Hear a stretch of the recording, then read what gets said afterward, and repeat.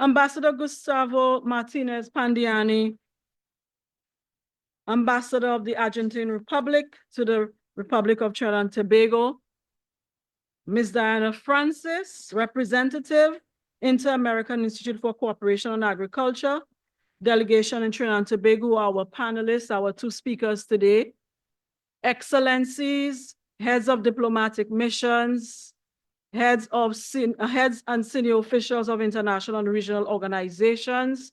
I would like to acknowledge especially the Mayor of Port-of-Spain, who's in our midst today, other members of the diplomatic corps, specially invited guests, colleagues, and staff of the Institute of International Relations, students, distinguished audience, good afternoon. It is a great pleasure for me to welcome you to the diplomatic dialogue titled Technical Cooperation for Development, What Role for Diplomacy, featuring His Excellency Gustavo Martinez Pandiani, Ambassador of the Argentine Republic to the Republic of Trinidad and Tobago, and Ms. Diana Francis, Representative, Inter-American Institute for Cooperation on Agriculture Delegation in Trinidad and Tobago. The portfolio of the speakers was deliberately selected in keeping with the theme of this session. We are very grateful to our two distinguished speakers for their partnership in delivering this very important diplomatic dialogue. At this time, I would like to extend warmest welcome and thanks to all of you, our guests, for taking the time to attend this event this afternoon. In keeping with the mandate of the Institute of International Relations, we host various kinds of events, such as diplomatic dialogues, special guest lectures, seminars, and workshops to engage with our stakeholders and constituencies. These events are intended to promote discussion and exchange of ideas with officials, practitioners, experts, students, and the general public on issues of relevance to international relations and regional affairs. Importantly, these public events give the IR's work a regional reach, promote its public presence, generate knowledge, and advance its policy relevance. Many of these events are executed collaboratively with individuals and a wide range of organizations, including embassies, research and policy bodies, think tanks, national and regional governmental and non-governmental organizations. These partnerships highlight, among many things, the multidisciplinary nature of the IR's work and its ability to bridge the gap between theory, policy, and practice. The Diplomatic Dialogue series and special guest lectures engage ambassadors, government ministers, high-ranking officials, and IR professionals, visiting academics, among others, on international relations topics of significance and interest to our students, stakeholders, and a wider audience. Having said that, I now introduce our first speaker, His Excellency Gustavo Martinez Pandiani. Gustavo Martinez Pandiani has a Master of Public Administration from Harvard University with specialization in public policy, government, management, international negotiation, and public diplomacy. He also earned a Master of Business Administration from Georgia State University with a concentration in international business strategic marketing and leadership. Martinez Pandiani is also a lawyer from the University of Buenos Aires with orientation in public international law and international commercial law. He also has a degree in political science from the University of Salvador, where he studied political systems and sociology.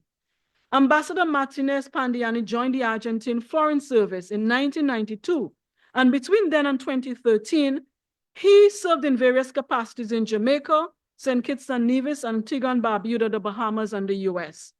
Between 2018 and 2020, he served as Argentina's ambassador to Barbados, Dominica, St. Lucia, St. Kitts and Nevis, and representative to the Organization of Eastern Caribbean States.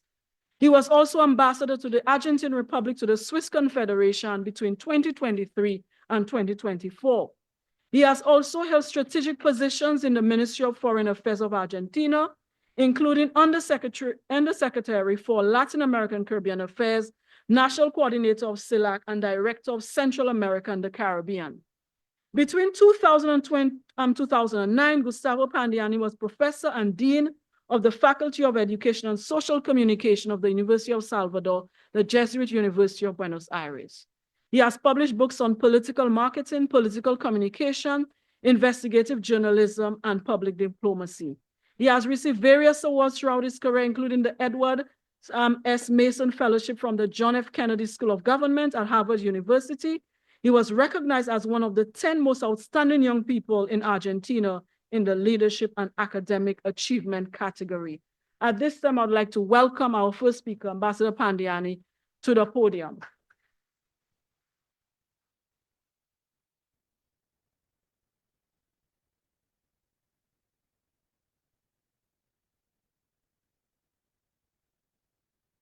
Good afternoon. That CV was written by my mother.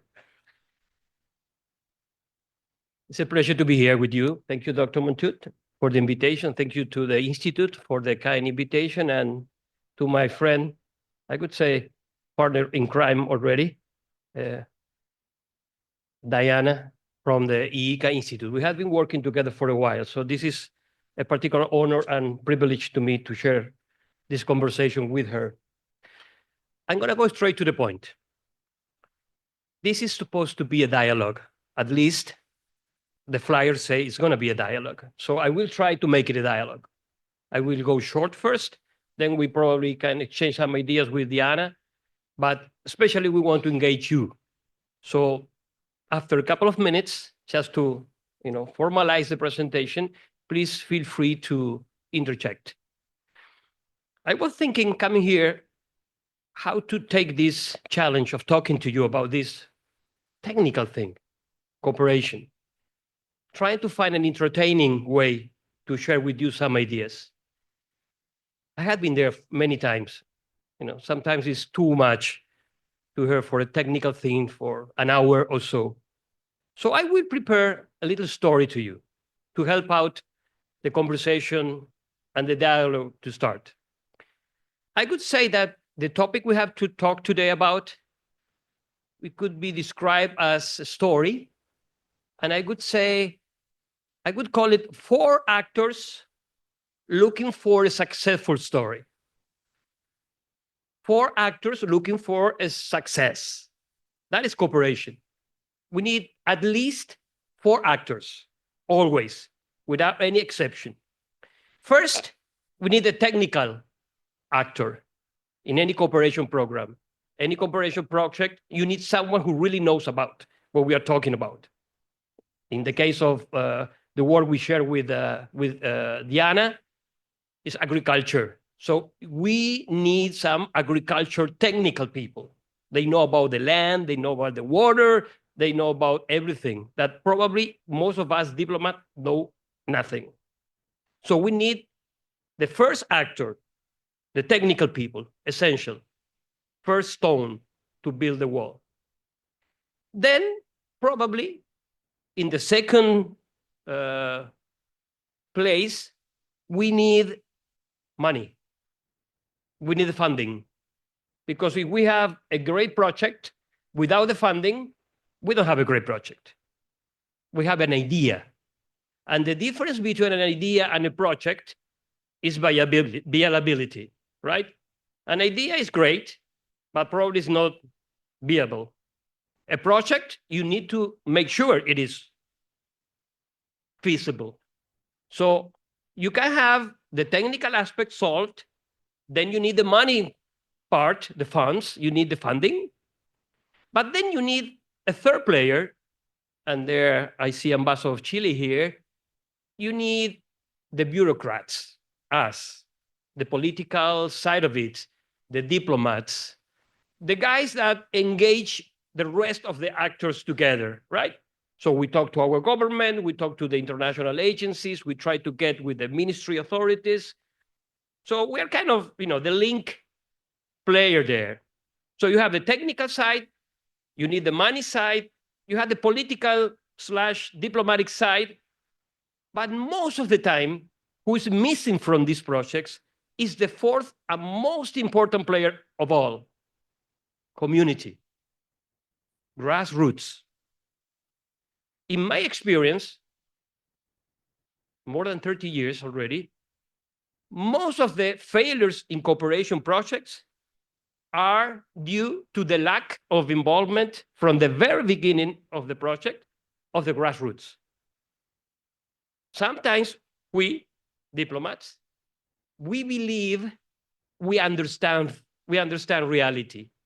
Most of the time we are wrong. We don't, especially if we are talking about a very specific program or project on the ground. So sometimes, in my experience, the failure comes from assuming that we know what people needs. So I see Hugo here from UNDP. Probably he knows what I'm talking about. In a nice desk with a tie, normally, we design cooperation projects, thinking about what the farmers of I don't know where need. And we have no idea what they need. And especially, we have no idea what they want. That, in my opinion, is the most important reason for failure in cooperation projects, that we assume that we know when we don't know much about it.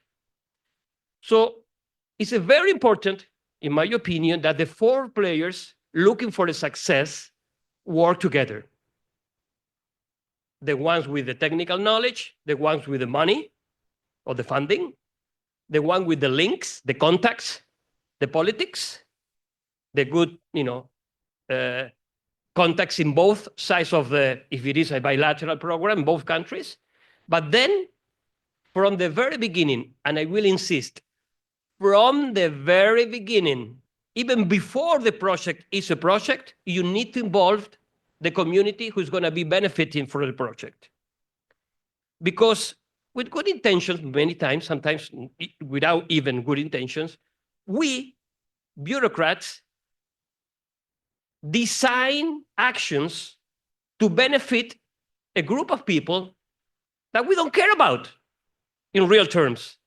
Because if we do care about, we have to ask them, what do you want? What do you need? How do you want it? When do you want it? And when, the when is very important, because we design a project for January because it's comfortable with our own schedule. And probably January is the worst possibility for any specific situation.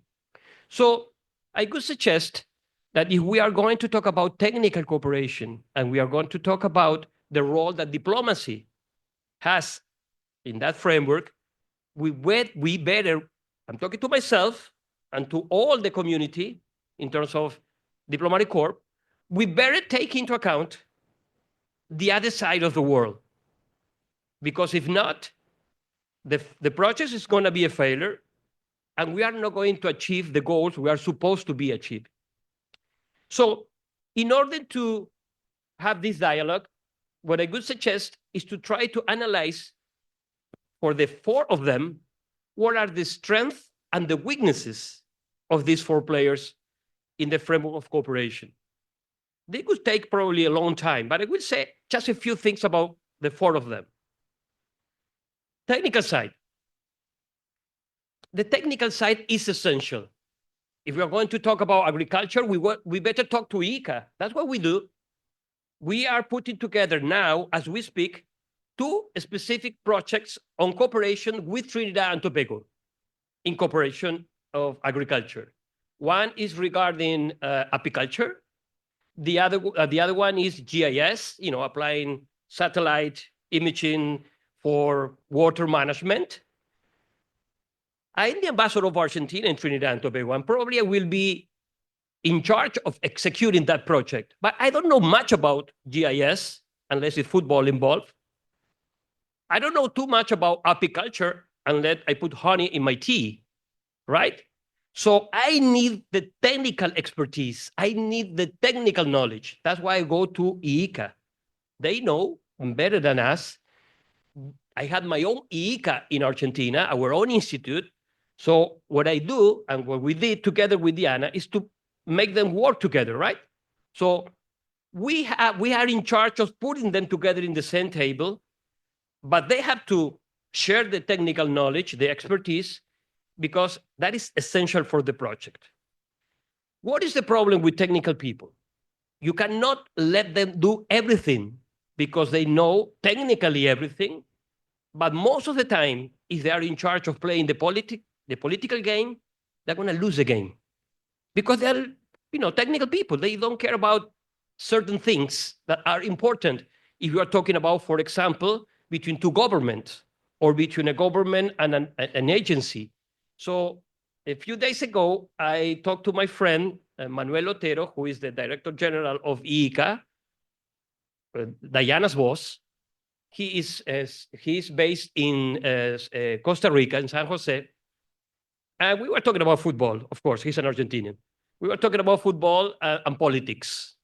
And I said, oh, by the way, Manuel, remember that we have this program in Trinidad and Tobago with Diana. Oh, yes, that's great. I was doing the political part. I was making sure that the process will have the support of IICA, not only from Diana, but also from the headquarters. No technical people will do that. They don't care about that. I understand why, but someone has to do it. So technical people is essential, but you cannot do it by yourself only. The same goes for the money player. Normally, institutions such as IICA or embassies such as ours, we don't have any money at all. We are poor people,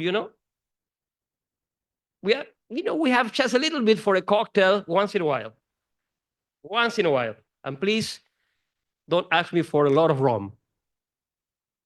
But we have something more important than money.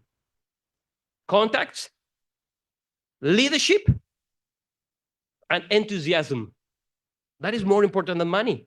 Because if you are a good ambassador, you will find the money where the money is, even if you don't have it yourself. So you need to partner up with other players of the society and try to make sure that that part of the equation is taken care of. Funding. So with Diana, we are very creative. We have been doing this for a while. I did the same in Barbados. Hugo was there representing UNDP at that time. So it's not a question of if you have the money, you are successful, or if you don't have the money, you're going to be a failure. It doesn't work that way. It depends on how creative you are.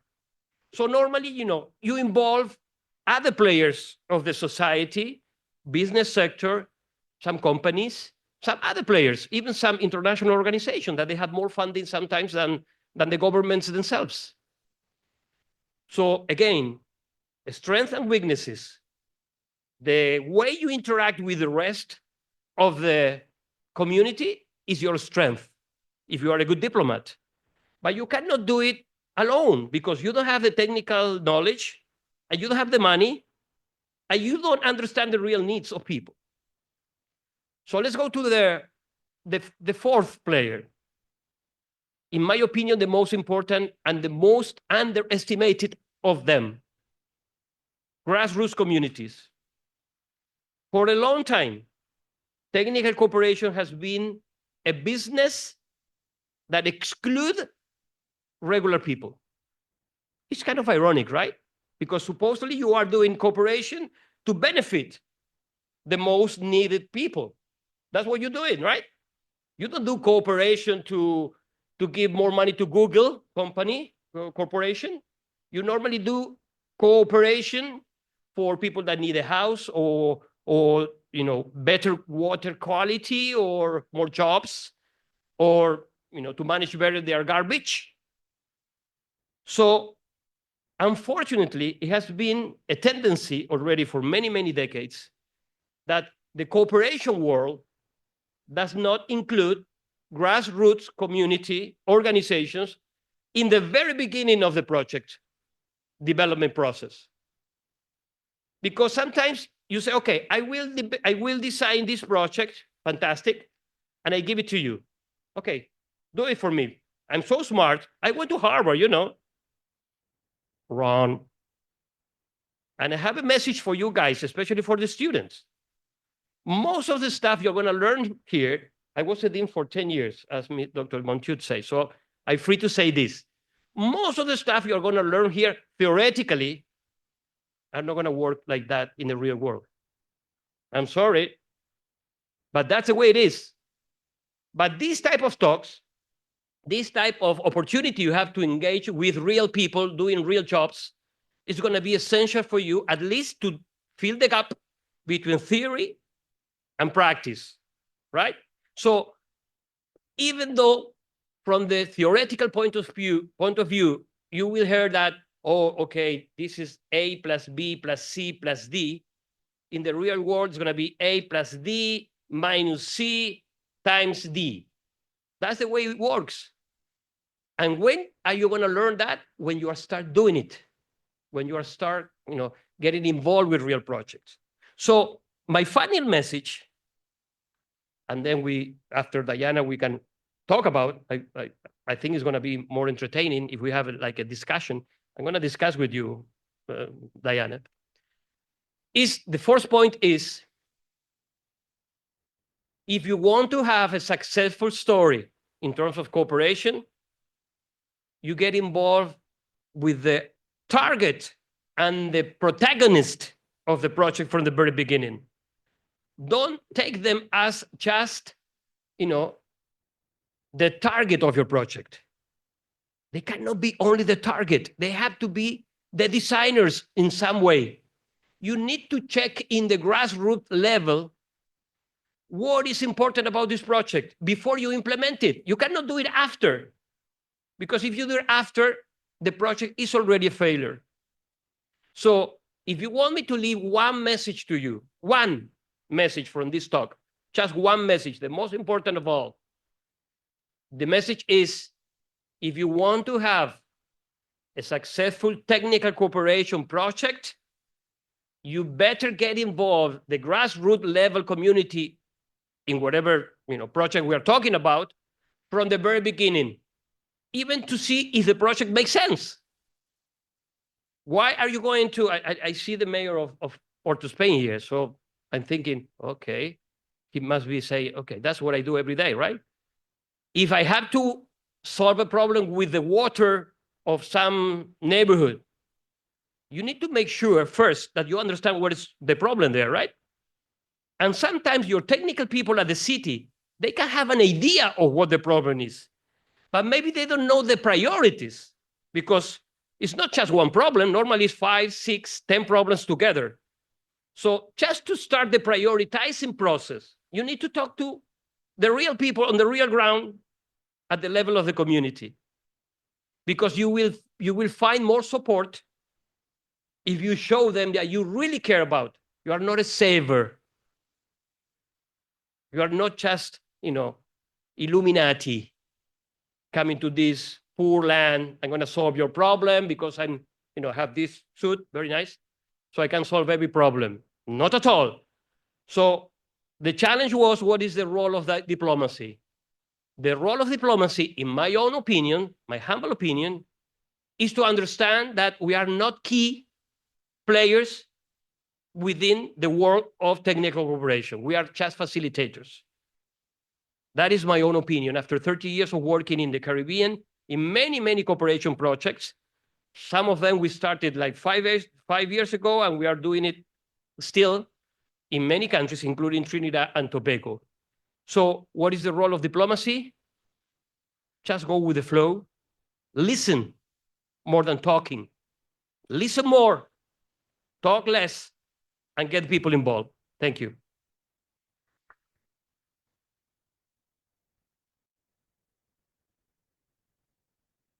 Thank you, Ambassador Pandiani. That was quite interesting, animating, and exciting. As I listened to Ambassador, he touched on some things that our students learn or are learning in their classes on diplomacy, that diplomacy has evolved. Traditionally, when we thought about a diplomat and diplomacy, we thought about engagement with state actors, but diplomacy has evolved, and there's been a revolution where diplomacy is also about the inclusion and engagement with non-traditional actors, such as non-state actors and grassroots communities, as you said. Now, I'm going to abuse my role as chair and ask a question, but not for you to answer now, just in case I don't want to forget. Then what is the role of embassies and diplomats to bring in those grassroots communities? All right, so thank you very much for that. Now we move on to our second speaker, Ms. Diana Francis. Diana Francis is a graduate of the University of the West Indies, St. Augustine. She has a BS in economics. She did that between 1986 and 1989. And from Caville campus, she has an MPhil, a Master of Philosophy in Economics, which she did from 1993 to 1996. She has been working in agricultural and rural development, providing policy and trade support since 1989 at the regional level, at the national level through the Ministry of Agriculture in Dominica, and from 1993 at the regional level with the Inter-American Institute for Cooperation on Agriculture, IICA.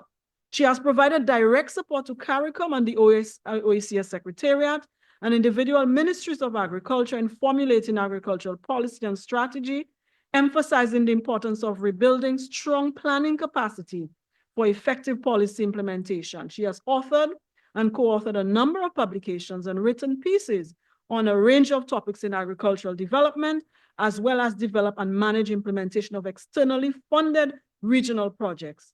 As the current IICA representative in Trinidad and Tobago, she manages the organization's technical cooperation activity in collaboration with a number of strategic partners in areas related to climate resilience, agricultural health and food safety, community-based agriculture and rural development, food and nutrition, and importantly, providing coordinated and holistic development support to micro and small agro processors. Ms. Francis will speak on development, technical cooperation, agriculture, and linking that with diplomacy. Welcome and to the podium, Ms. Francis. It's really good to have you.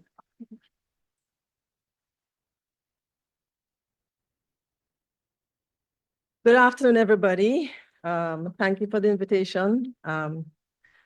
Madam Chairperson, I stand on protocols already established. I don't know how I'm going to follow the Argentinian football team, but I will try my best. You know, they have this passion for football, and I will say I have a passion for agriculture, full stop. So I hope it flows, right? So I stand here today essentially representing an 80-plus-year-old organization that was born out of war and civil unrest. And why? Because the focus was on the impacts of war and civil unrest on agriculture and food security globally. So this is the birthplace of IICA, war and civil unrest.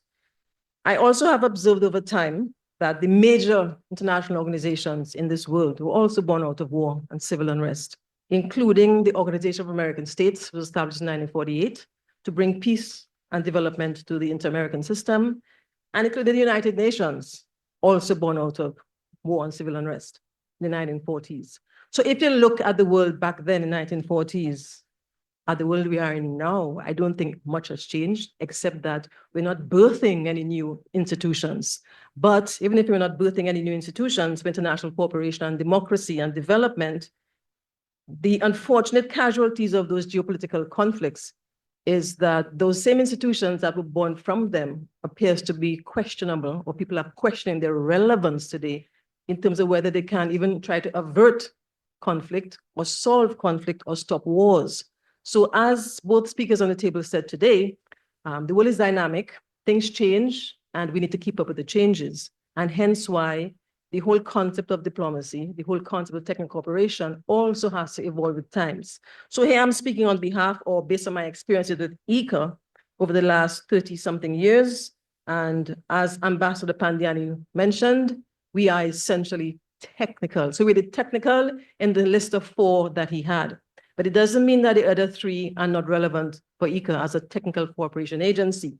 So my focus today is on 3 words, essentially. The first being development, the second being technical cooperation, and the third being agriculture, my passion. So let us start with development.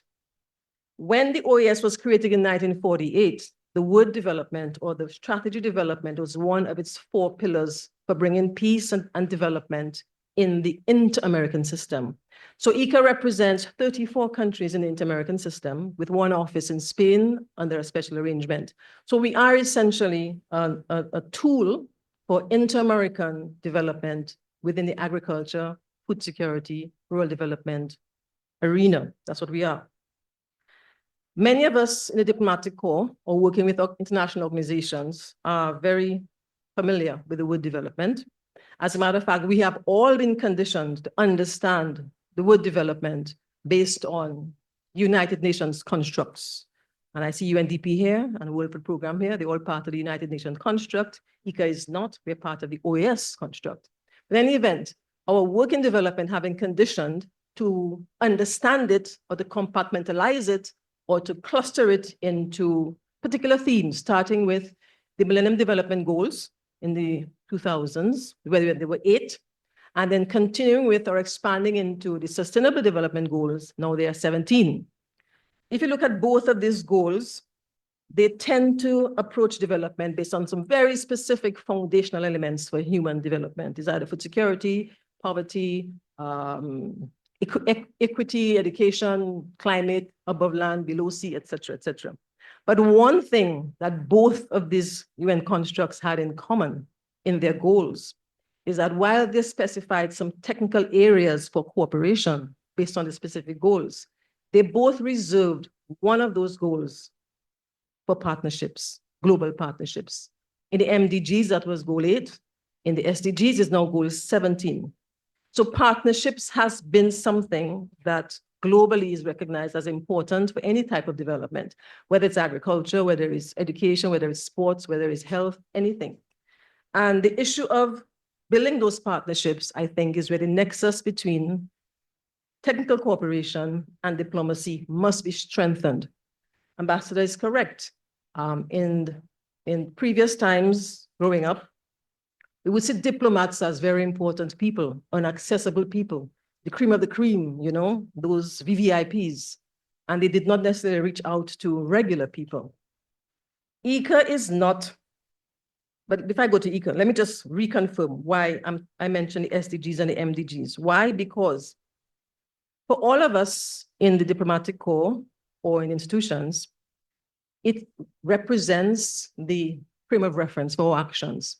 Nobody in this world now speaks to anything about development without reference in the SDGs. So that is our one common point of reference. So it means that if all of us have one common point of reference, it should not be hard to build consensus. It should not be hard to get consensus towards action, not just consensus of words.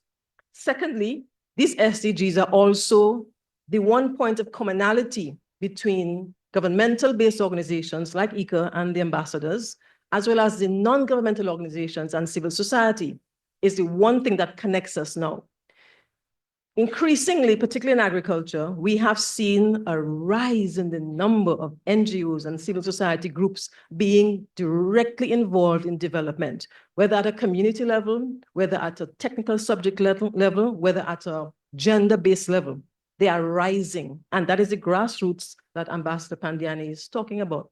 Do we exclude them from the dialogue and the development process? We should not. They're not as technically able as an IICA, but they are present, they are willing, they are mobilized, they are engaged, and they are credible within their communities. So it means that diplomacy and the technical cooperation has to integrate and incorporate these players into everything that we do. Again, I said, because everything that we do, we have a common denominator, the SDGs. We're all working towards the same goal, the same constructs. But even as we all agree that development is all-encompassing, oftentimes, I think we lose sight of the fact that development is neither discrete, and therefore we should not approach it in silos. I know within our diplomatic and international organization arena, there is a pressure to always be visible. There is a pressure to be the one that brings the support. There's a pressure to have the logos prominent in certain things.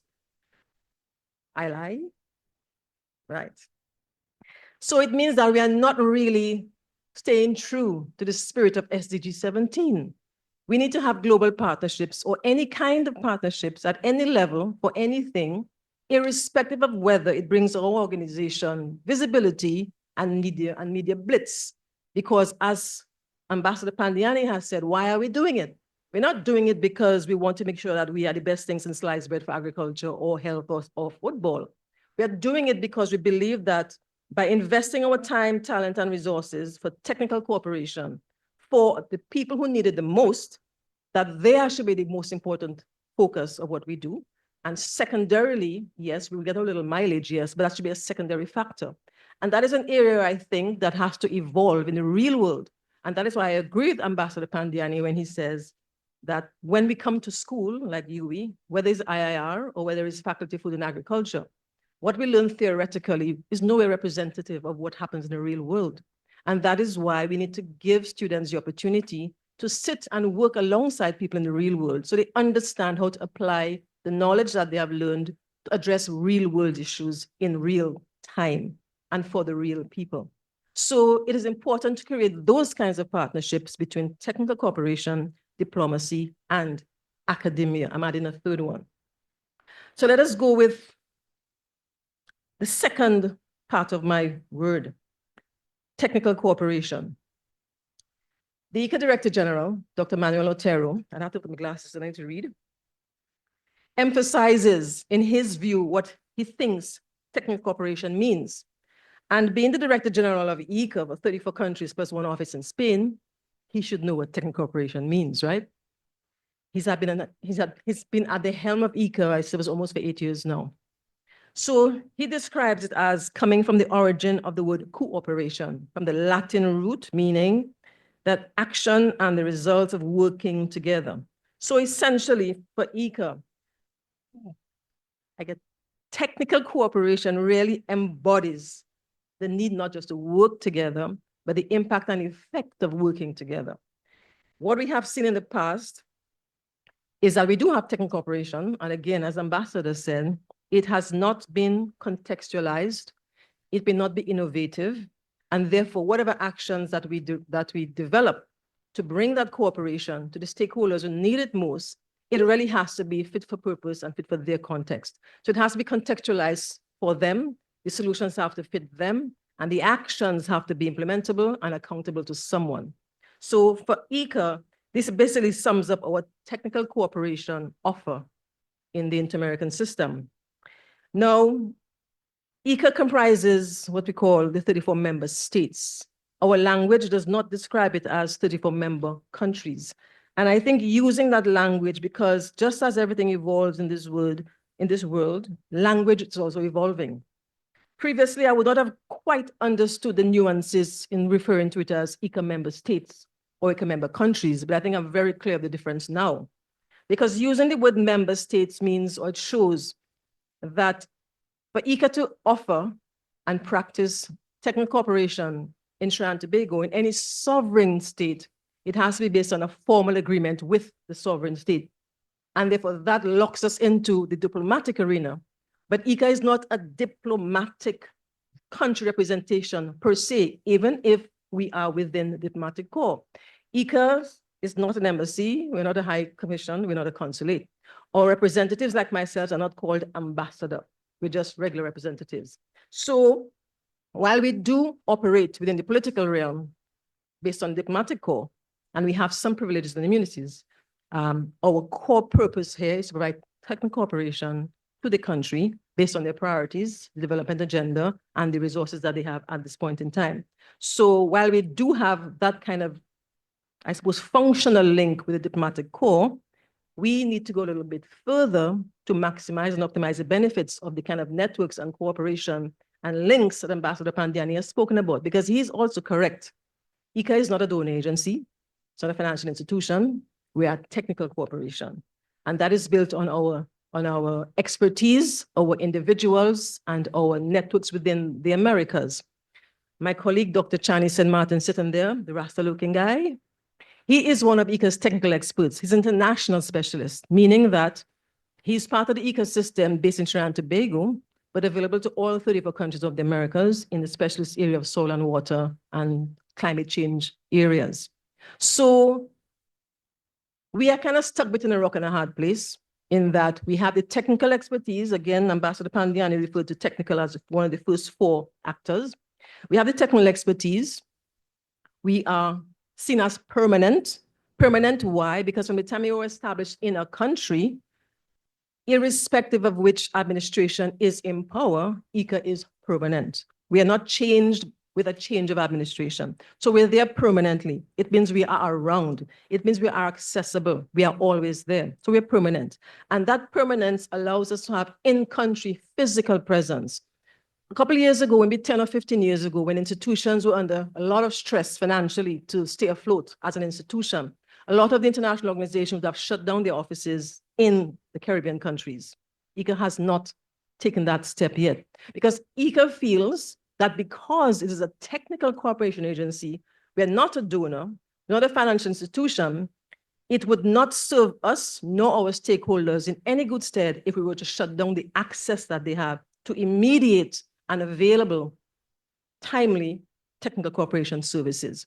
So even without having the money, just by the mere fact that our doors are always open, we are accessible, they can speak to us, they can call us, we can go to their farms or their factories, then us being here in terms of physically allows us that kind of presence and importance in terms of our TC model. So that's important for us. So in a sense, we call ourselves partners in development because everything we do is based on partnership. There is nothing, and I would like to emphasize, there is nothing that IICA does in any of its 7 technical programs, and there are 7 of them, and in case you're not sure what they are, I can read them out for you. Agricultural climate action and sustainability, agricultural health, safety, and food quality, digitalization of agri-food systems, gender equality and youth, innovation and bioeconomy, international trade and regional integration, and territorial development and family farming.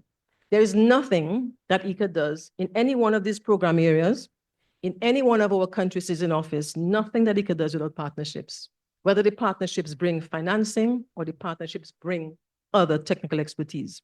And the reason being that IICA recognizes us as an institution, there's nothing we can do on our own to add any value on our own, and that we have to build on expertise both at the national level and expertise at the international level.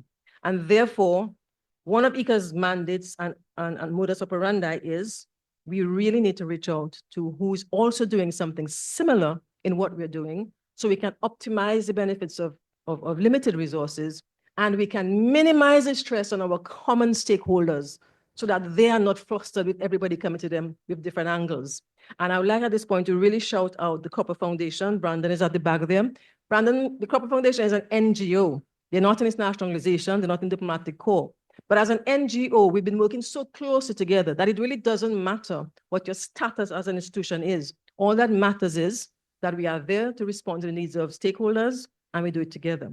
I would like to also recognize the World Food Program, where we've been doing a lot of work together in terms of food security and women empowerment and things like that. So once there is the spirit of cooperation, genuine cooperation, IICA is ready to support the process. Third word, or let me just mention cooperation at the hemispheric level. So given the importance of having those partnerships, in 2023, October, almost, well, a year from now, a year past, the IICA governing body, that is the IABA, had a meeting with the ministers of the hemisphere. And at that meeting, the ministers of the hemisphere of agriculture all agreed to this hemispheric partnership for food security and sustainable development. This is not a partnership that is trying to replace the SDGs or anything. This is a partnership where we recognize that we all need to have some level of commitment to development in the Inter-American system.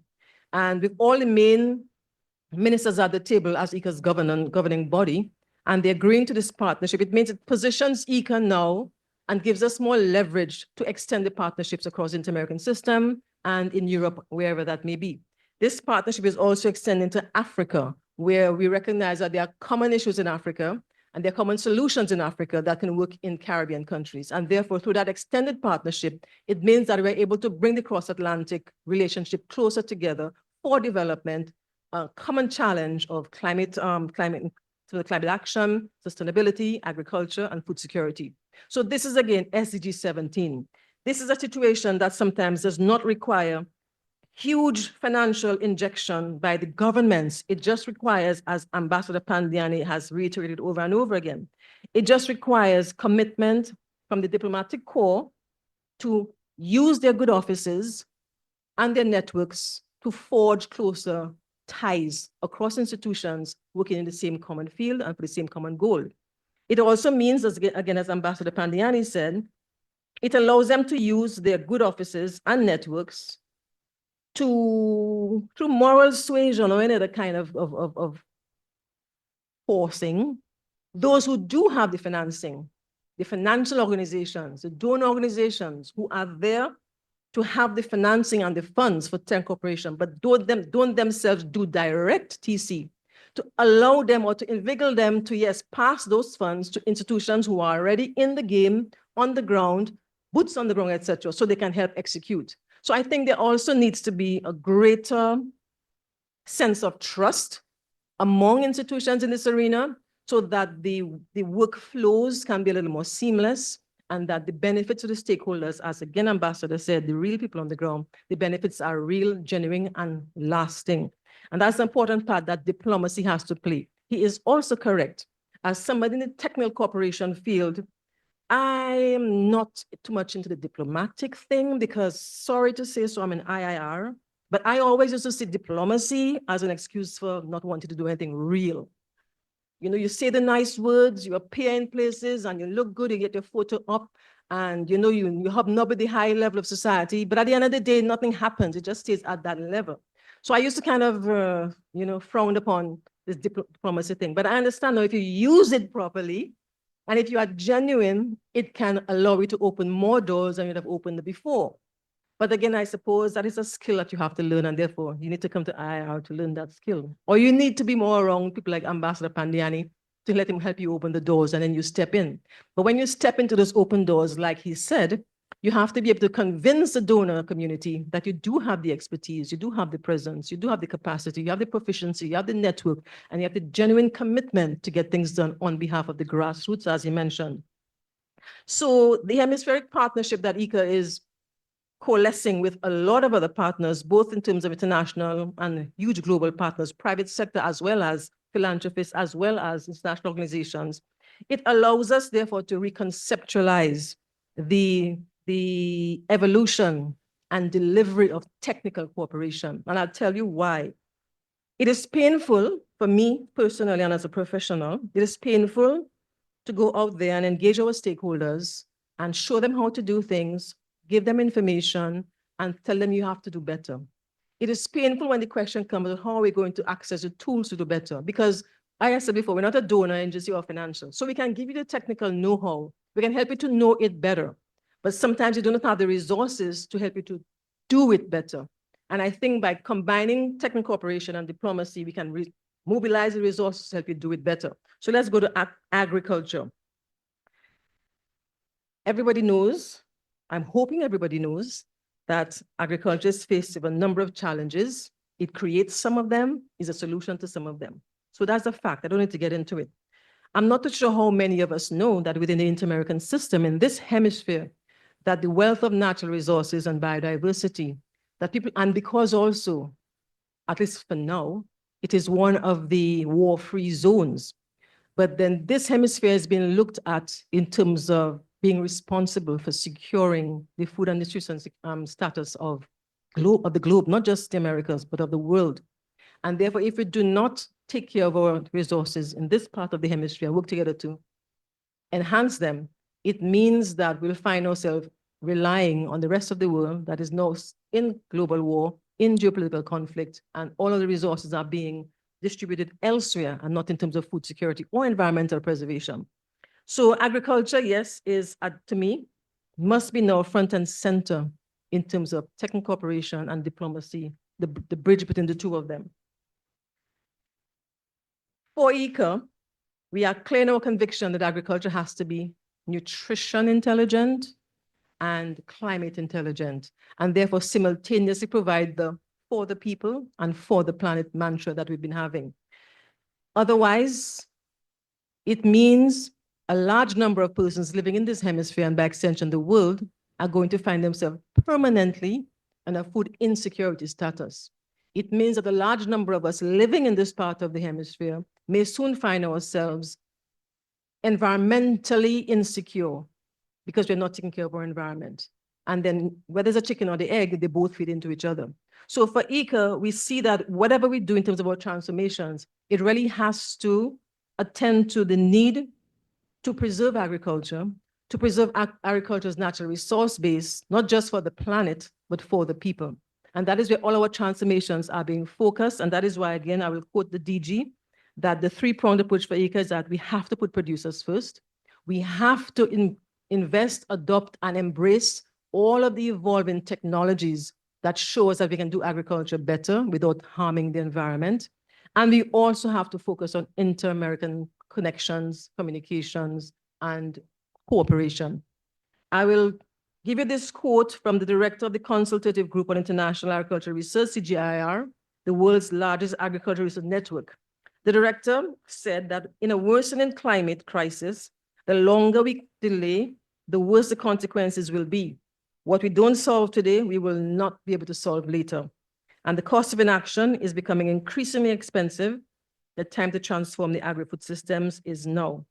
And this is where we really need to stop wasting time, stop pandering to what is politically correct to be said, and really focus on what needs to be done. Because if we don't do it now, the time has essentially gone away with us. I would like to commend the IIR because I did not know that the IIR were tackling subject matters of a technical nature. The IIR has a course on climate change and climate justice. This is at the center of what IICA is doing. So it would be good that IICA and the IIR have a conversation about that course, see how we can cooperate in terms of ensuring that your students are both technically oriented to the real life matters in that area, and how IICA can benefit from climate justice conversations. So it's important for us to build that bridge. So in conclusion, what was the purpose of talking here about IICA's technical cooperation in agriculture? Well, simply put, it was a very selfish reason, really, because the first time I was invited to this dialogue, I decided, okay, let me just go. You know, I might network, meet some ambassadors here and there, you know, get some open doors and so forth. And I told myself, you know, we need to inject agriculture more firmly into conversations at any level at all. And what better than the diplomatic level? Because as Ambassador correctly says, the diplomats are there for a reason. They're not there for heavy technical conversations or technical projects. But by getting you more aware of the importance of those subjects, it means that we can build that network and get access to resources, whether technical or financial, to help us do the job better together. So that is why we're here. As I close, I would like to recognize some of IICA's partners. We've had a very long-standing relationship with the EU. It has been the largest, longest-serving donor for agricultural development in CARICOM. So I'd like to recognize the EU. The Australian Embassy, who recently has told us that because Trinidad and Tobago has graduated as a ODA recipient, that we can't really do anything from a financial transfer to a TC organization in Trinidad and Tobago. But I would like to really applaud them for continuing to support the OECS countries in particular with development cooperation for agriculture. I'd also like to recognize New Zealand government. Chani here has been working with the New Zealand government through the diplomatic entry point to do support and projects, joint projects for CARICOM on climate resilience. So that's an example. And of course, Ambassador Pandiani and the work that we're doing with Argentina through diplomatic channels to get technical work going in Trinidad and Tobago. So from a TNT context, this country has graduated out of most qualifying status to receive ODA because you're rich, right? While the country may be decided to be rich, there are several pockets of poverty in Trinidad and Tobago. So the way that we graduate countries, Antigua has been graduated, little Antigua has been graduated. So the way the countries are treated in terms of how you measure their development sometimes undercuts your ability to provide technical cooperation in those countries. And I think we have to find a way to get over that so that your status as a developed or developing or a higher developing country does not lock you out from resources that some pockets of your country need in order to help them unlock their limitations and their deficiencies. And that is a challenge I think we should be facing and we should be addressing sooner rather than later. Throughout its history, IICA has been an institution of permanence within a dynamic world. IICA is an institution of progress.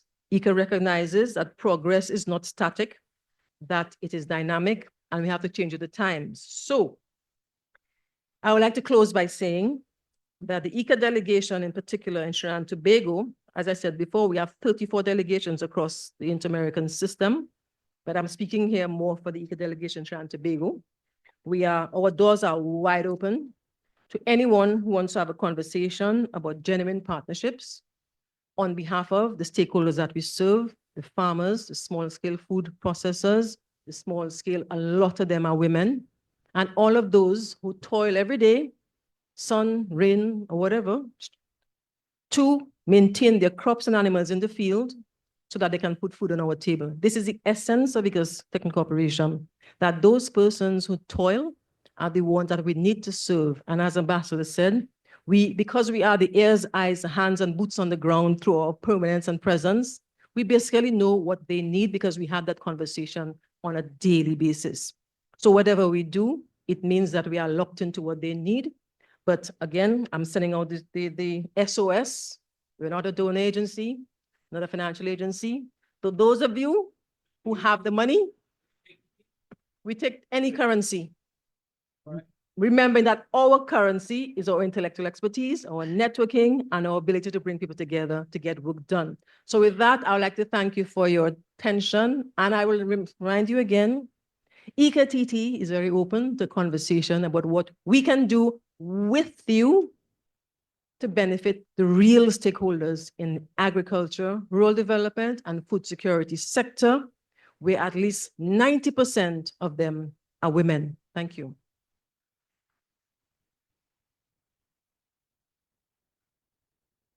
Yeah, let us give a round of applause to our two speakers again.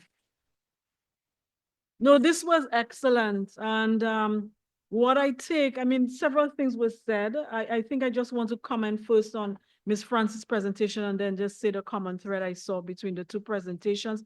They were both practical presentations, down to earth, and really got to the bottom. And, you know, what is foundational to cooperation and to development? It's people. And even if we know that, why isn't it happening more? Ms. Francis, I just want to reinforce and maybe expand a little bit on what you said about the fact that some small islands are graduating from development assistance and concessional lending. And so I think that this is something that is very important that you have raised. And I think there is an important role for diplomacy here, because I know that Caribbean small states have been advocating using diplomatic channels, and governments have been advocating against using just the GDP criteria to determine whether we qualify for funding. And I mean, as we all know, you know, we have high GDP. Some countries have high GDP, but consider the impact of climate change. One hurricane can completely bring us back, take us back 25 years, as we've seen in Caribbean countries. I'm glad that, you know, there are advancements and developments towards challenging this. And I think that there is certainly a role for diplomacy and even in other international organizations to continue to advocate and to make this a norm, because this is one of the things I think the Caribbean has done successfully. We have been norm entrepreneurs. We saw it for the creation of the International Criminal Court. We see small states really being at the forefront of climate change negotiations and discussions. We saw it in the case of Trinidad on the Arms Trade Treaty. And I think that at the foundation of trying to understand the intersections and the importance of bringing together diplomacy and technical cooperation, we need to look at the issue of financing, and that would drive cooperation for the benefit of ordinary people. So I think that's a very important message that should come out of our discussions today. And I think I've said what I saw at the center of both presentations, very practical and down to earth. Now, as both presenters said, this is about it's a dialogue. Although we had two presenters, we normally have one. Today we have two, but it is really to hear from you, to get your comments and your questions to the speakers, and to have a dialogue about what we have discussed. So at this point, I'm going to invite you to raise your hands if you have a question or a comment, and then one of the technical personnel will give you the mic to pose your questions. Before we get the first question, I want to indicate to you that we are going to get some group photographs, so please stay around for the end. We really want to have memories and you know, of those sorts of events. We are going to have categories, groups of photographs, but I would like all of you to be part of that. So the presenters will stay right there. You could test your mic to see if it's on, and then we will proceed with the first question. We are going to have the questions in groups of 3. So we are going to take 3 questions at a time, and then we will pose the question, we will have the speakers respond. Minnie? Thank you, Dr. Mantu. Thank you all. Protocols observed. Well, cooperation has been a key point in my mind, and limitation of cooperation, whether it's CARICOM or the Latin American cohort. For example, a point of concern is that the time frame. How do you solve the time frame for cooperating on a problem? Another thing between Argentina and the CARICOM, do we have a proper transportation, connection that can enhance, for example, students to move from, let's say, higher students to have a stint in Argentina? We would like that. And we need to really be more cohesive and collaborate. Can you give some suggestions on moving us forward? And from the conversation, I see the South-South cooperation can be a way forward. Thank you. Thank you, Minnie. Do we have another question or comment? Yes. Mayor? Mhm.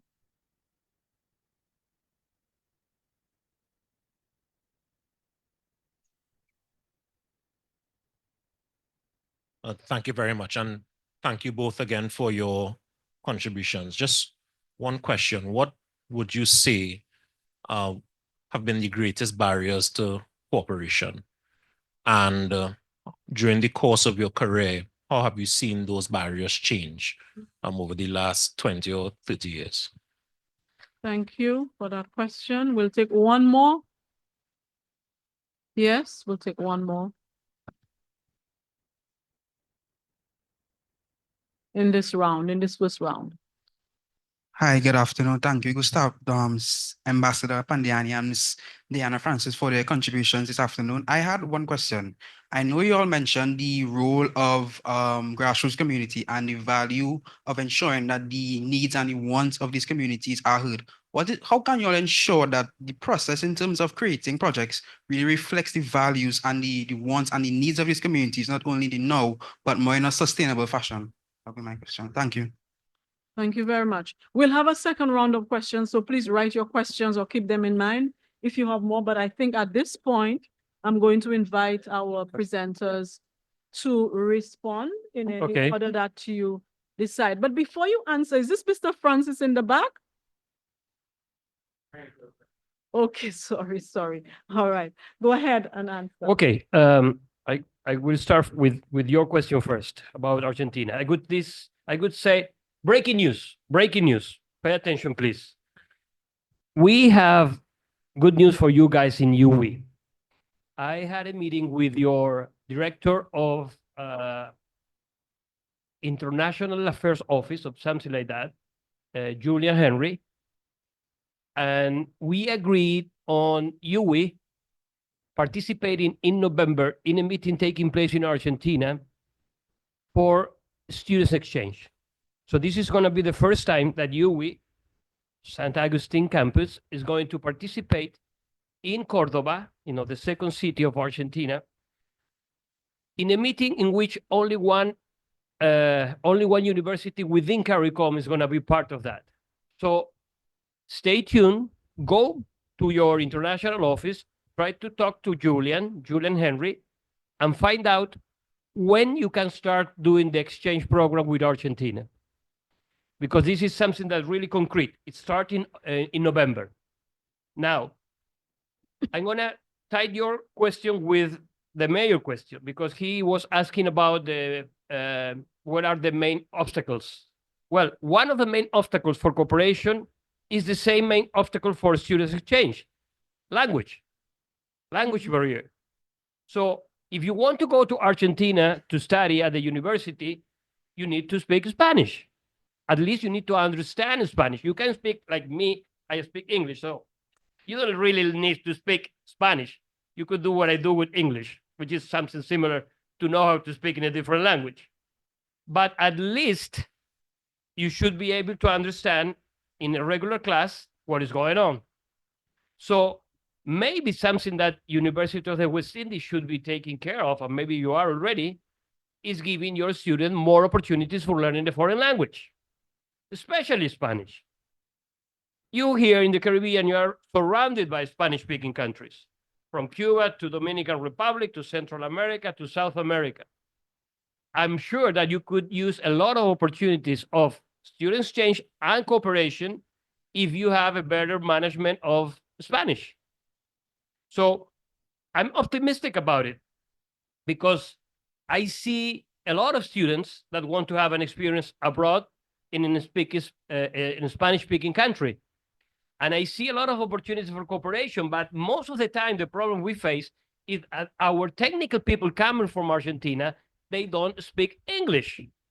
So now we are bringing together with Diana a group of people to work with your beekeepers, with your honey producers, right? Fortunately, because they are technical people, they cannot speak bee among themselves.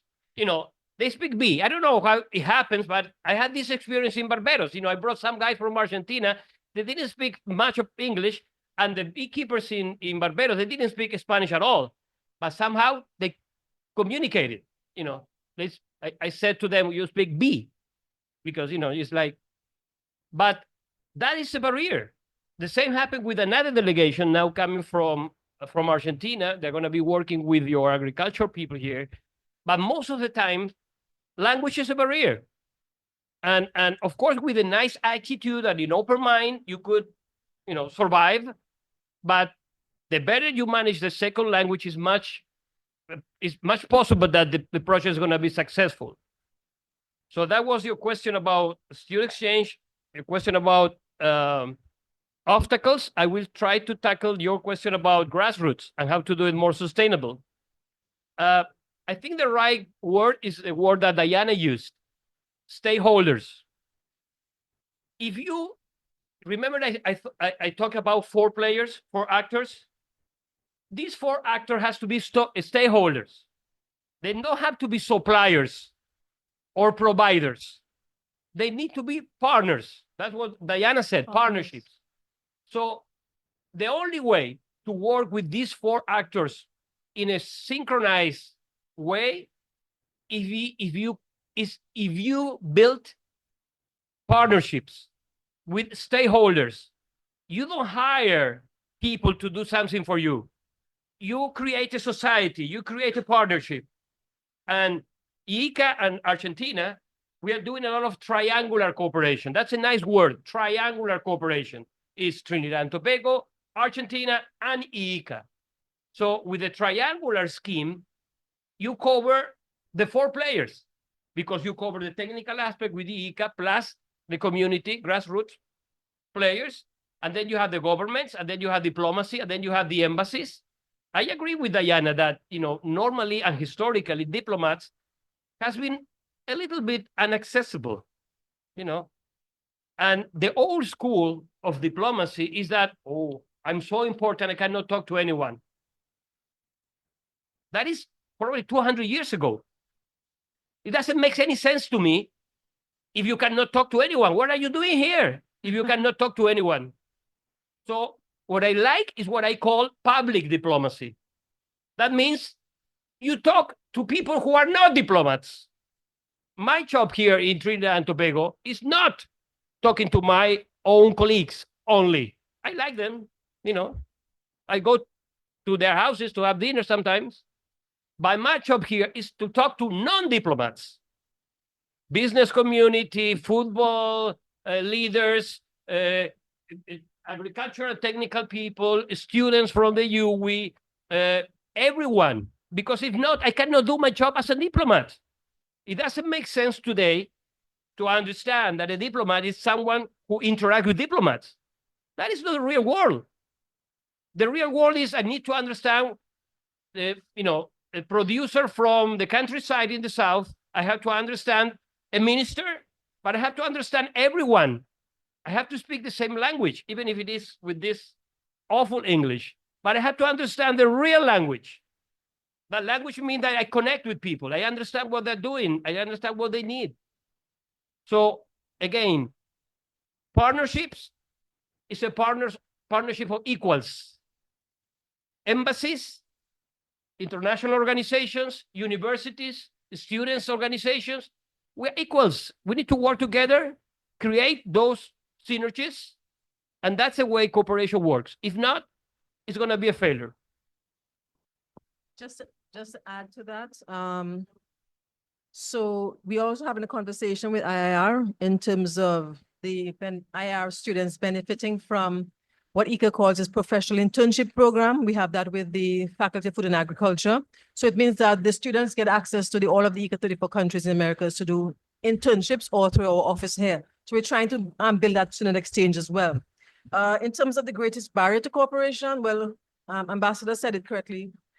Language is definitely one of them. I work in a Spanish-dominated institution. I mean, I learned Spanish up to 5th form, but I can't really say I can speak it to save my life. Welcome to the club. Thank you. Welcome to my club. All right. The fine. one we cannot speak a different language. But apart from that, you do find ways to communicate if there is a common basis of interest technically. But what I found as the greatest barrier is institutional inertia and locked into what is my mandate and not being more, more, or think outside the box. So you're locked into this is your mandate, you can't go across there. And then sometimes you don't step stones on another institution's mandate because they might get envious of you. So this is real international organizations. Even if that we at IICA higher level headquarters through the Directorate of External Relations, even if we have high level agreements for cooperation with the high level heads of organizations across the region and the world, sometimes it does not filter down.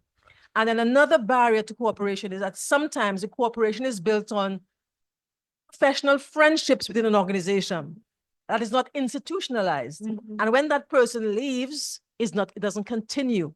So these are things that if we don't recognize what they are, we cannot create solutions, lasting solutions. And it just goes to show that institutions are very slow to change, very slow to change. And what will happen is, unless you don't, unless you don't, not kick the bucket, no, but step out and take a risk, at the risk of maybe losing your job, it's not going to change. And like I said before, I don't want to be a diplomat because I think being a diplomat means that you have to say the right thing at the right time to the right people. So I think I have a right to say what should be said, whether or not the diplomats like it or the big bosses like it. But I think from a professional responsibility, a former colleague told me, Diane, your job is to provide the most effective and correct technical advice to a politician. You cannot control whether they take it or not. And I live by that. So don't compromise your technical responsibility because you think the other person on the other side higher up than you may not take it lightly. So I think the greatest barrier is not the language or the culture per se, is that the common ground is not as common or as genuine as we believe it to be within institutions that are very slow to want to change. And the third one about the grassroots, I prefer to work with grassroots organizations. Brandon can tell you. You know why? Because they are real. They are genuine. They know what they want. And you go there helping them to do better what they can already do. You don't go there in a condescending attitude and I'm coming. No. It is always better, I find, to work with the direct stakeholders and help them help themselves than come with an attitude that I am the technician, I know best. And that whole attitude has changed now, which is why we're always very open to working with civil society. We have quite a number of grassroots NGOs and, those community groups working with, and we love them, full stop. I prefer to work with them than to work with organizations. And, Nigel, that excuses you. I like to work with you too. But that's what I would say for those 3 questions.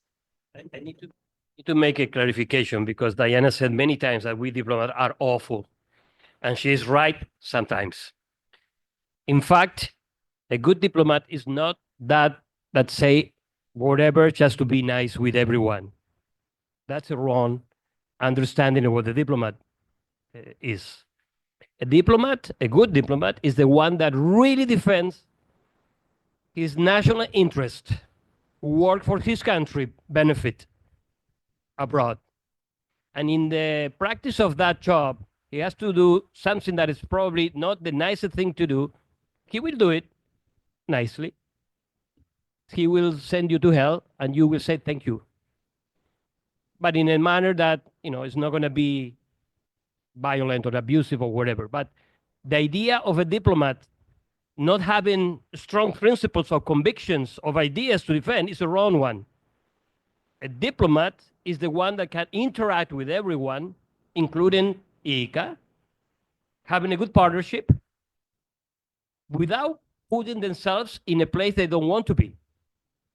So just to make a correction, because, I understand, Diana, that probably you had bad experiences. I do have my own bad experiences in my life, but it's not true that a diplomat is one that say whatever he doesn't think about or he doesn't believe.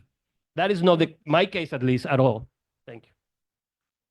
Thank you very much for that. Yeah, we are getting a practical lesson in diplomacy here.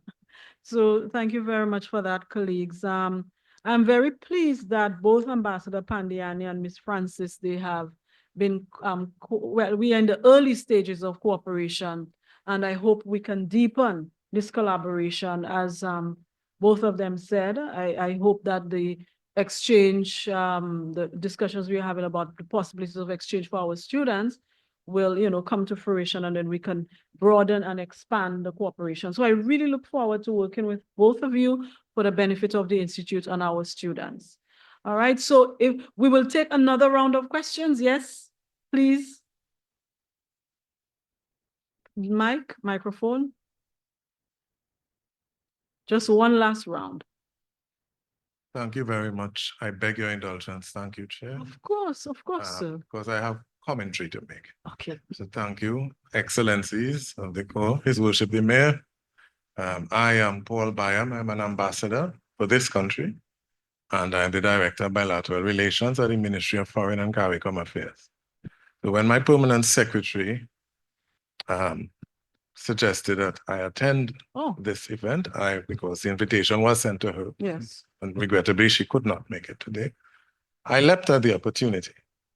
Because when I first went into the Ministry of Foreign Affairs, as it was then called, we've had different iterations of the ministry's name over time. The first division I worked in was called Science, Environment, and Technological Cooperation.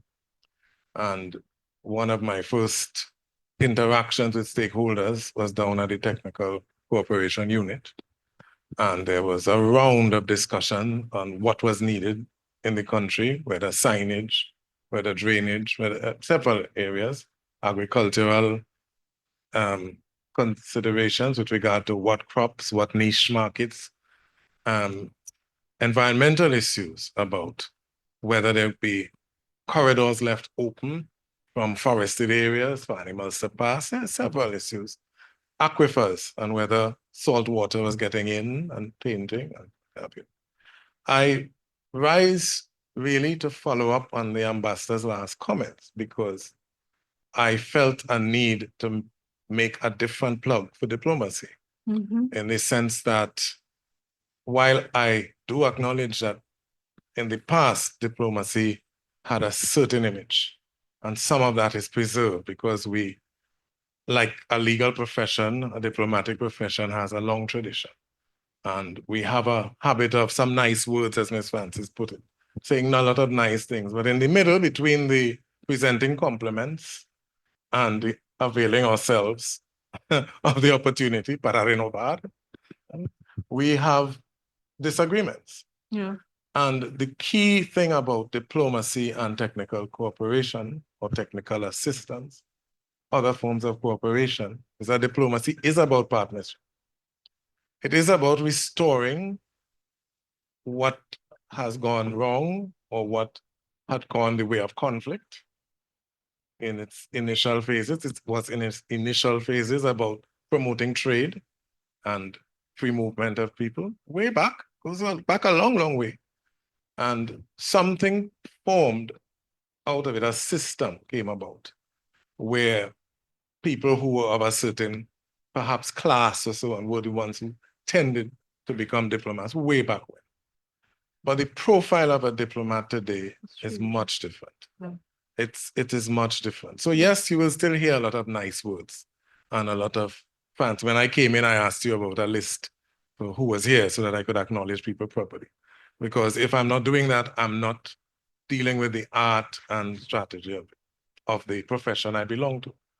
But the Institute of International Relations itself is a result of diplomatic work in technical cooperation. Yes. 1966, the government Yes.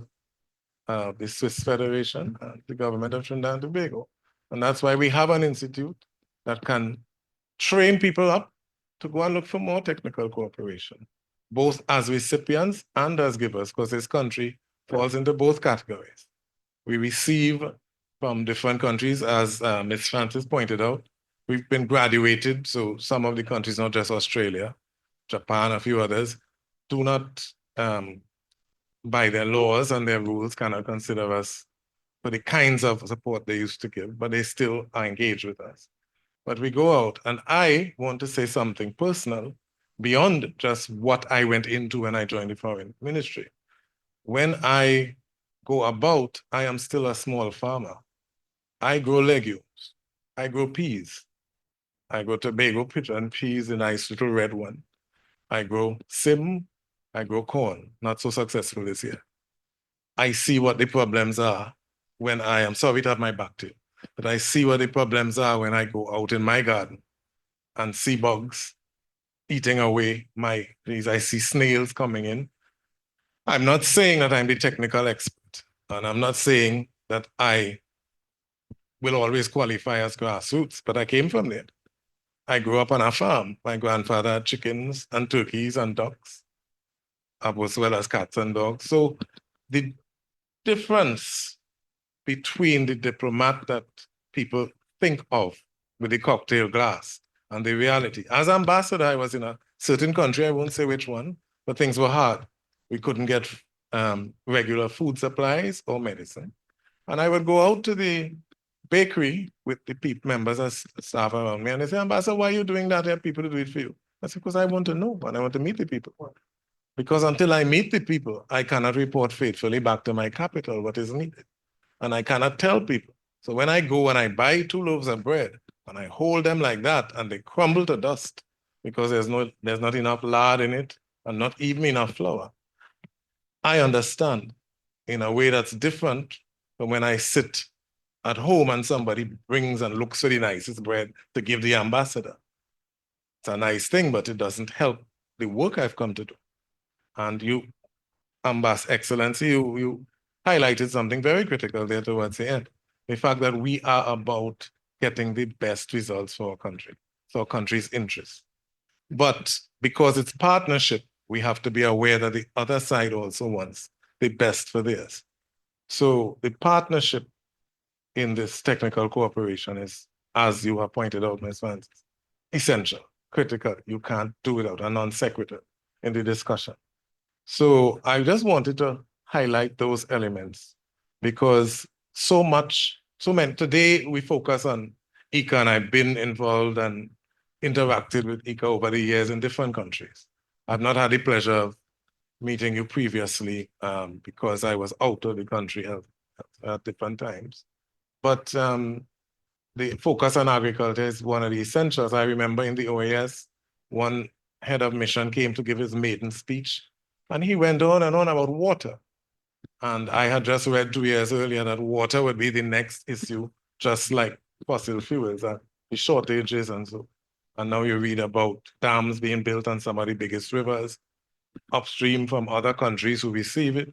We have issues that are still very vibrant and real and will need us to be up at the high level, extraordinary and plenipotentiary and speaking, and still down with the grassroots. But there's another element too I'd like to quickly interject. When the ambassador spoke of his 4 pillars, the pillar with bureaucracy contains more actors than diplomats.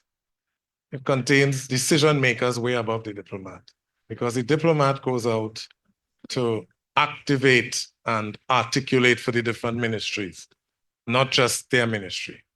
And then to become an information gatherer. You are doing investigation, you have to go and do the intelligence gathering to bring it back to your country and say, this is what's topical now.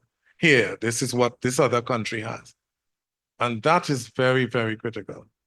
So that largely is our role, along with the facilitation role that was so important that His Excellency mentioned, because we also sit and negotiate many contracts.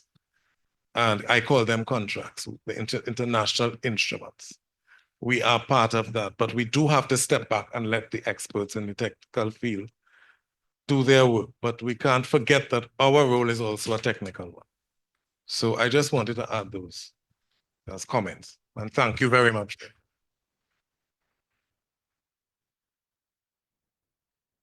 We have two other questions, two other hands up. So my question is directed to Ms. Francis, and I guess the ambassador can tip into if he has an idea. But we all know that common pest and disease is a big issue in agriculture. And in my country, Belize, that has affected our citrus industry for quite some time, especially within the post-COVID periods. My question is, how does IICA include these challenges into the discussions about potential projects or in their diplomatic negotiations? That's one question. And the second question is, how does IICA projects aim to tackle these agricultural challenges? Just one, can we just take one last one? Sorry, Miss Francis, just one last one, and that would be, oh, we have two. Okay, well, just take one in this round. We may have to discuss the others during the chit chat at the end. Let's take an additional question. Yes, good evening, and thank you for the contributions. Very insightful, very brilliant conversation so far. My question is in specific for the ambassador. In light of the direction that the conversation is going, as well as your earlier comments on the need for strong leadership to achieve results despite limited resources and the existence of competing priorities, you did indicate that we are poor people. So what key qualities and skills do you believe aspiring diplomats, because we are at the IIR, should possess or should focus on achieving to develop in terms of thriving in this dynamic diplomatic environment? Thank you. You may proceed to respond. What about pests and diseases? Well, IICA is quite aware that pest and disease problems are pervasive. They've been going on for a long time, and it's getting worse because of climate change. And it's not just citrus, it is the musa variety like the banana and plantain and the all root crops, even some vegetables. You have, I mean, like Foreign Affairs said, lots. For the longest while, IICA has had an ongoing project. I won't call it a project, but technical support for citrus diseases. We have one in Trinidad and Tobago, we have one in Guyana. The IICA office in Belize would have been working on those things. Now, because of your disease, your trade with the US is totally gone through, and you don't really trade with CARICOM. Belize doesn't do any trade with CARICOM. The longest while they've been asking for beans and everything else. So in terms of technical cooperation, we do have a program area, the Ag Health and Food Safety. It has been IICA's flagship for decades. We have technical persons who are very, very qualified in those kinds of diseases. There are tech packs to manage those kinds of citrus diseases as well as other diseases. We work with CAB International, who is a big agronomic biodiversity organization. We work with the FAO on those kinds of diseases. So the difficulties is that while we do give the recommendations, we do give the tech packs, we make available through other partners, the biomaterials as well as the chemicals to treat the diseases.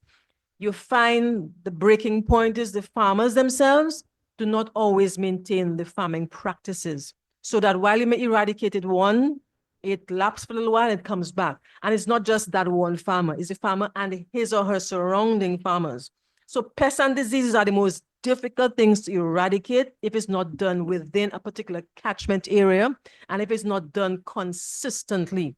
And what IICA has been trying to promote is using more integrated pest management, the more safe environment, safe practices, rather than the chemicals, because now we find a lot of the prevailing pests and diseases are becoming immune to those agrochemicals. So we're trying to always be on the cutting edge. We have a lot of agreements with the high technical pesticide companies in the US, and we do a lot of testing. So if it is that you want something specific for Belize and the citrus farmers, we can have the conversation of IICA Belize, and they can have access to all the work we have done in CARICOM with Guyana and Trinidad and Tobago, as well as across the. But at the bottom line is the farmers themselves have to maintain their good practices. And that is why the good agricultural practices is there to teach them how to do it, when to do it, and they have to sustain it. And as I mentioned before, the limitation for technical operation is that while we may train them to do and to do it better, they don't have access to the resources to continuously do it. So that is the gap in the resource gap that is small farmers. And that is why every time we always have to be doing the same thing over and over again, because there's no consistency, there's no succession, because the farmers themselves do not have access to the resources, the tangible resources, to continuously buy the chemicals, buy the equipment, pay the labor to keep the farm clean. So that is where we really have to lean on the diplomacy to bring in the resources for the farmers. So you need to match knowledge with the ability to do based on good knowledge. Thank you very much. Okay, we have one more question, but I just want to acknowledge my classmate, Nigel Grimes. We sat in this classroom in 2002 doing the postgraduate diploma together. And Ambassador, thank you very much for your very insightful and comprehensive comments. Pardon? I have to answer a question. You have to answer Nigel's question? No. No, we are not ending yet. We are not ending yet. No, we are not ending. So we'll just take how many questions we have? How many hands? Or we will not be able to take all of them, unfortunately. So We can we'll take- stay after. If someone wants to have a question for me, Yeah, please, we will be. I will stay. Yes, we will have to discuss the questions, No problem. get the answers during our little reception. So we'll just take two more. Pardon? Okay, go ahead and answer. Go ahead and answer that question. I already was given a question to answer, so I should do that first, right? The lady asked a question. Okay, I go to you.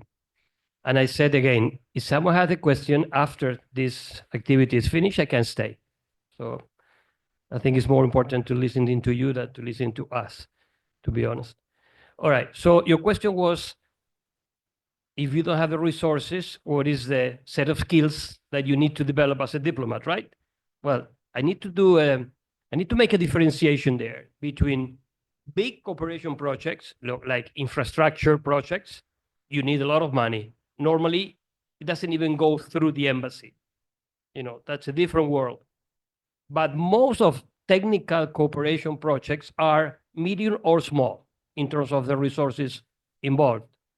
There is what you have as a role from the embassies.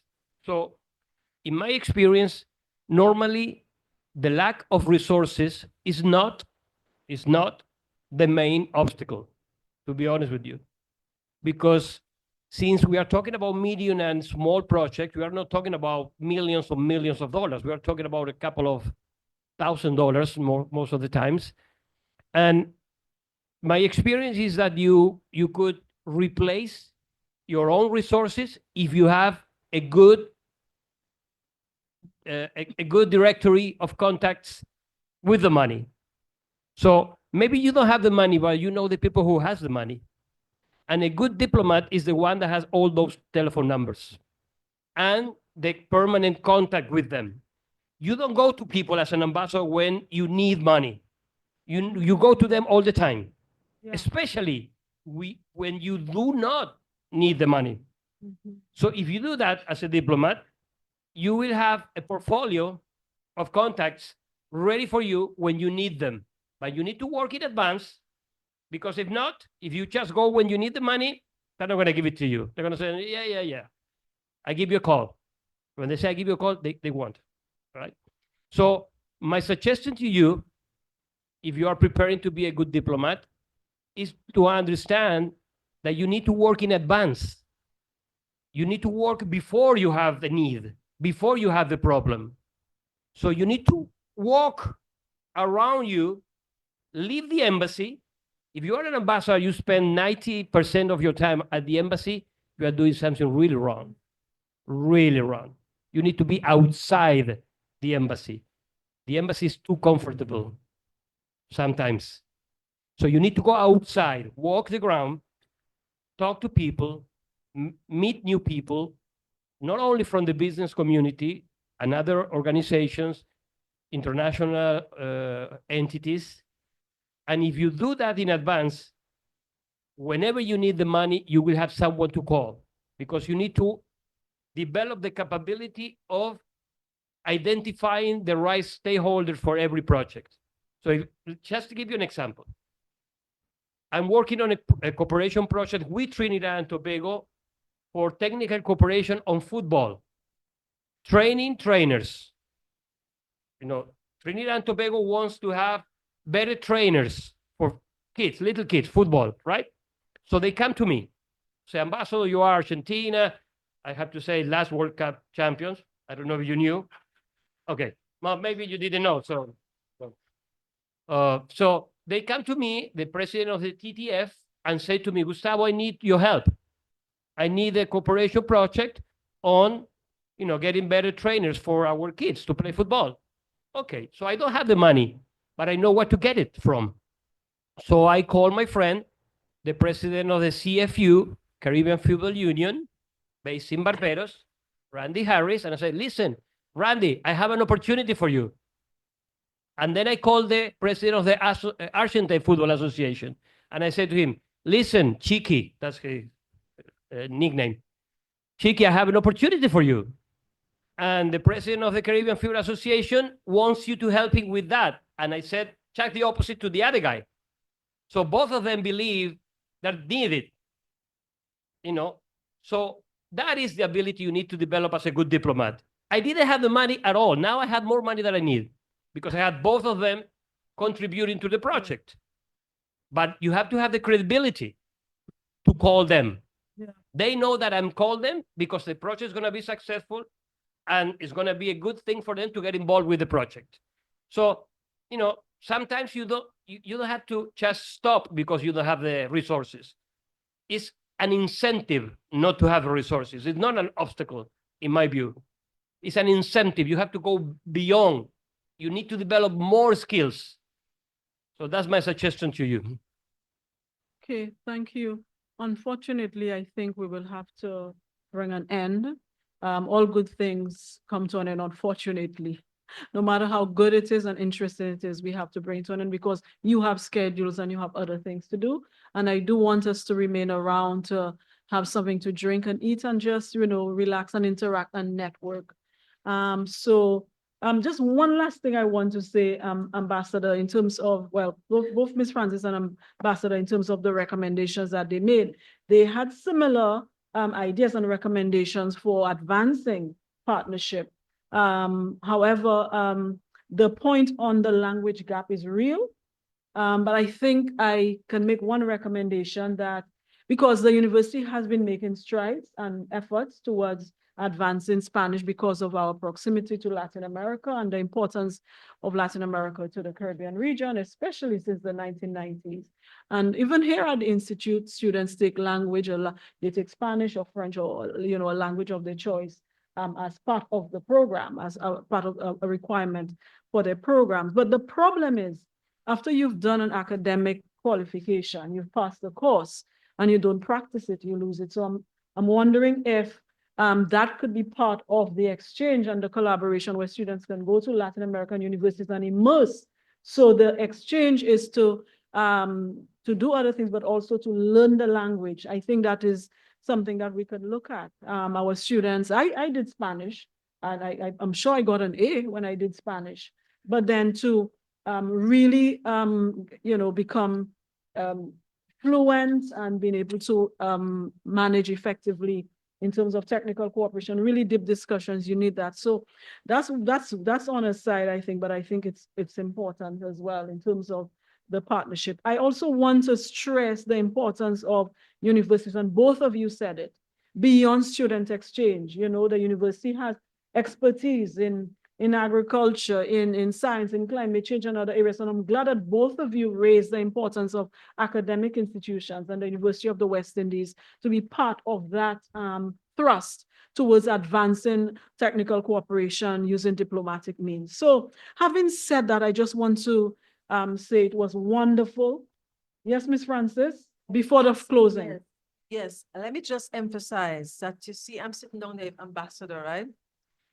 I said before that I'm not into diplomacy because my perception of diplomacy growing up was different.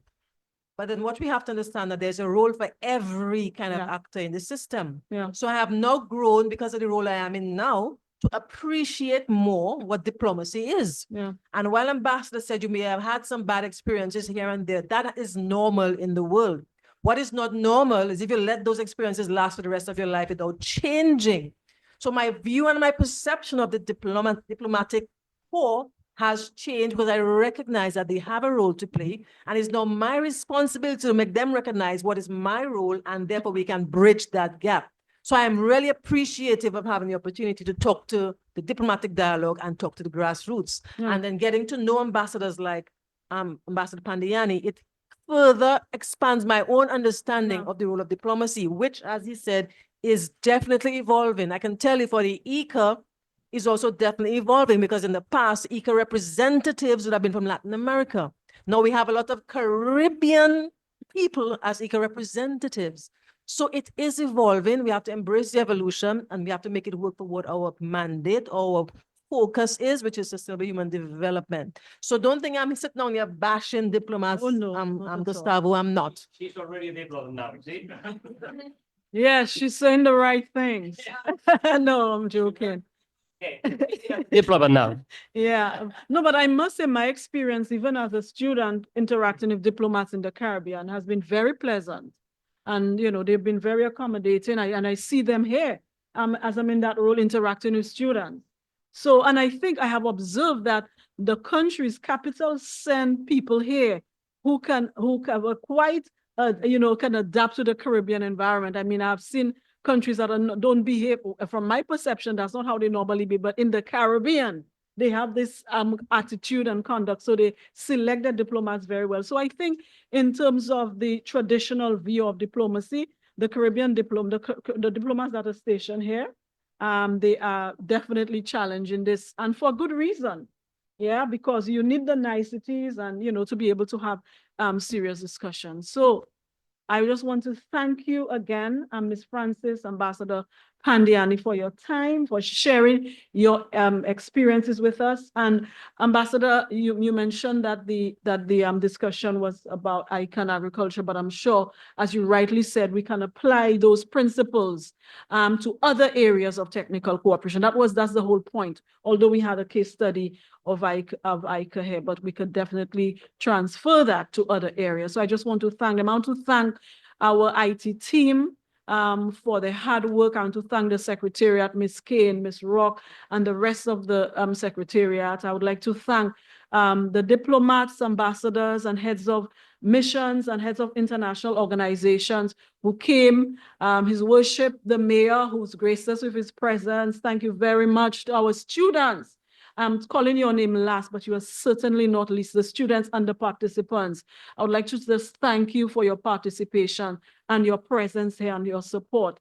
I'd like to just thank everyone for being here, for making this happen. And I just want to invite you at this point to the back to have something to drink, to network, and to continue the discussion. All right, so thank you very much and have a very good afternoon.